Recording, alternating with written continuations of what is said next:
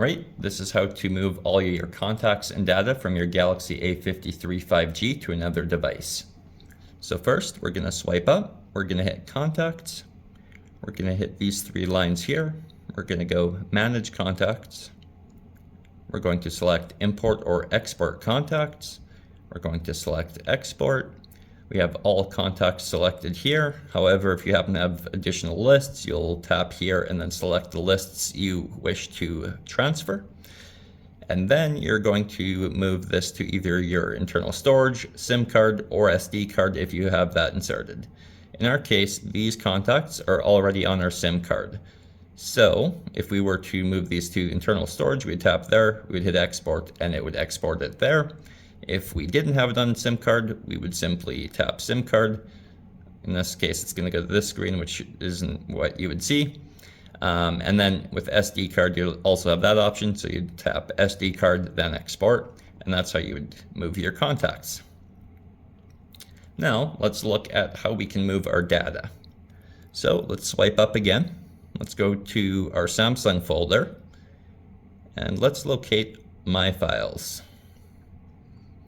All right, so here we have internal storage. We don't have an SD inserted, and we don't have a sign-in on our Google Drive or OneDrive, but if you happen to be signed into these, you can use those as well.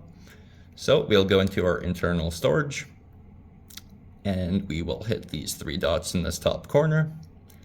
And we have this button that says Edit at the top, so we'll press that. Now we can select all of the data in our internal storage, meaning all the data that's on our phone, and we can copy it or we can move it wherever we would like to.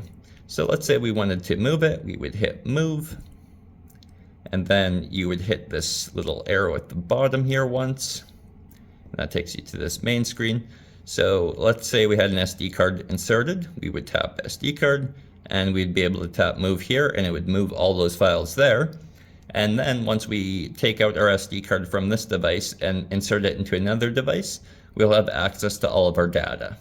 So that's one way to do it. Another way would be to move it into your OneDrive or Google Drive and sign in on another device. And once you do that, you'll be able to access all of that data.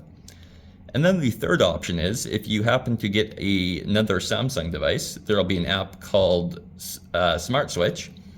And if both your new device and this device have Smart Switch enabled, or both active, you can actually transfer your data wirelessly. And in the event you happen to have a different device other than Samsung and you wanted to transfer your data, and it happened to be Android, so like a Motorola, you could also use a third-party app on the Google Play Store, which I can't show you unfortunately because we're not signed in. But there would be one called Zappia, but basically you can just search data transfer, and you can look at reviews that seem reputable. And ideally you want something with a rating of about 4 stars. And what that will do will be something similar to Smart Switch, where it will allow you to transfer your data wirelessly to another device.